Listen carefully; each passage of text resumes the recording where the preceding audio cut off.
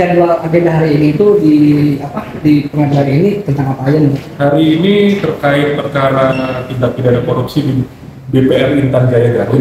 Hari ini agendanya adalah pemeriksaan saksi, yaitu dari para debitur, Pak. Demikian. Saksinya berapa? Hari ini untuk kami cabang Banjarwangi ada 5, Pak. Saksi apa aja itu Pak yang dihadirkan? Jadi saksi itu adalah saksi debitur. Jadi debitur untuk di cabang Banjarwangi ini ada 2, klasifikasi debitur topengan dan debitur fiktif, Pak. Diketahui bahwa topengan ini modusnya seperti apa? Apakah di bangka atau enggak sama Kalau untuk yang topengan tidak dibantah, Pak, karena memang uang yang dicairkan itu diterima, Pak, oleh siapa? oleh debitur. Tapi terlepas dari itu, tadi sudah kita tanyakan juga ke debitur bahwa memang antara uang yang cair itu dipakai oleh berdua. Contoh, cair 25 juta dipakai dibagi berdua, 12,5 dan itu memang tidak ada yang mengalir ke pihak bank sedikit pun. Jadi semuanya dipakai oleh debitur dan yang tadi saya bilang dibagi 2 oleh debitur juga. Kalau yang fiktif? Kalau fiktif memang dipergunakan untuk kepentingan bank menutup NPL. Oh, seperti tadi, adakah modus untuk mencairkan kredit tersebut? Bagaimana sih caranya, bisa disampaikan nggak? Ini untuk yang NPL apa untuk yang fiktif atau Yang fiktif. Kalau untuk yang fiktif memang jadi gini, kalau untuk yang fiktif menggunakan bahasanya calo ya, Pak. Jadi ada satu pihak yang tadi didengar adalah saudara Rio. Saudara Rio ini dia yang mencari debitur-debitur tadi. Ada 4 orang dikumpulkan, kemudian dijanjikan dengan alasan untuk saya naik jabatan atau apa. Akhirnya cairlah itu. Tapi cair ini pun mereka nggak tahu si debitur ini. Si debiturnya itu tidak tahu. Bisa, ya teknisnya bisa bank ini bisa mencairkan itu bagaimana itu Bang? Itu tadi dengan menggunakan saudara Rio.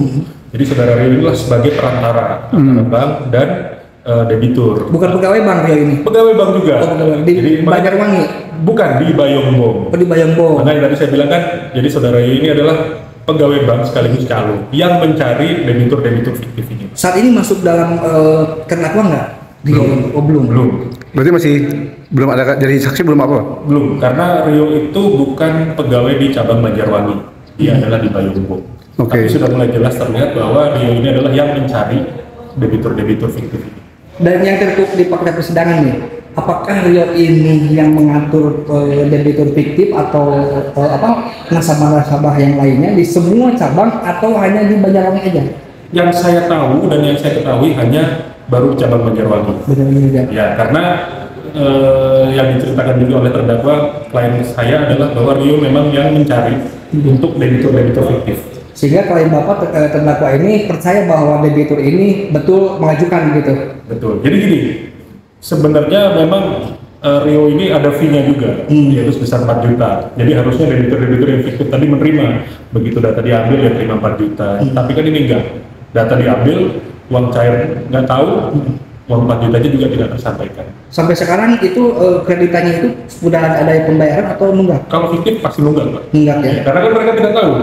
Mereka hanya dipinjam data aja.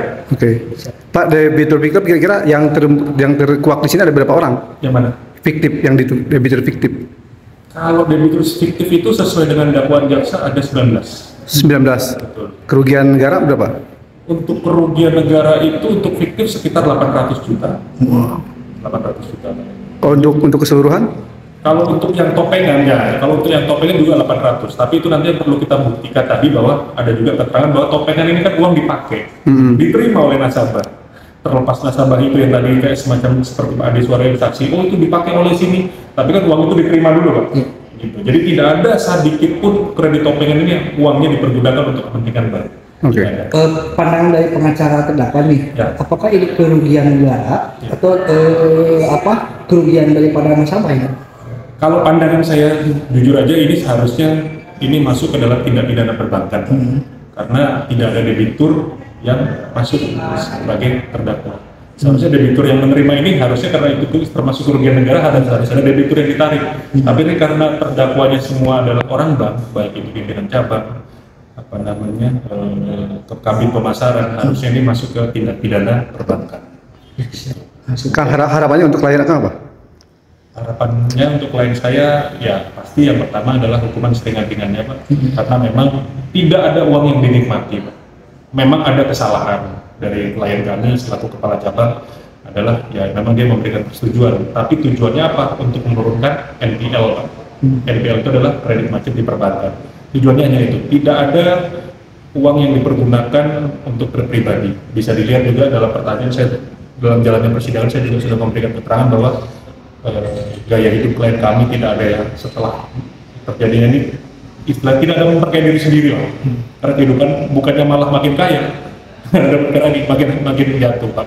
Karena uang yang memang cair itu dipergunakan untuk menutup kredit macet yang terjadi sebelum zaman kepemimpinan klien kami sebagai pimpinan cabang. Pak, sebelumnya katanya sempat disampaikan atau kesaksian ini ada keterlibatan dengan Bupati Garut, mantan Bupati Garut di Gunawan, itu pernah terdengar itu, tapi memang itu dari saksi Bapak Sudianto ya, pegawai bank juga. Tapi memang kalau untuk pembuktiannya susah juga karena waktu itu tidak ada, ya kita tahu sama-tahu bahwa tidak ada bukti serah terima atau apa, hanya berdasarkan keterangan saja ya. Seperti itu. Jadi tidak ada bukti tertulis? Tidak ada. Hanya keterangan diterima oleh bupati, diterima oleh anggota DPRD, tapi kan itu hanya sebatas lisan. Nah, si saksi ini emang kenapa tidak punya bukti-bukti, Kang? Ya, seperti kita tahu sama-tahu, Pak, kalau untuk seperti serah terima seperti itu kan dia memang tidak pernah ada, Pak. Oke. Tertulis kan. Jadi masih cuman bahasa lisan aja tanpa ada bukti yang kuat. Betul.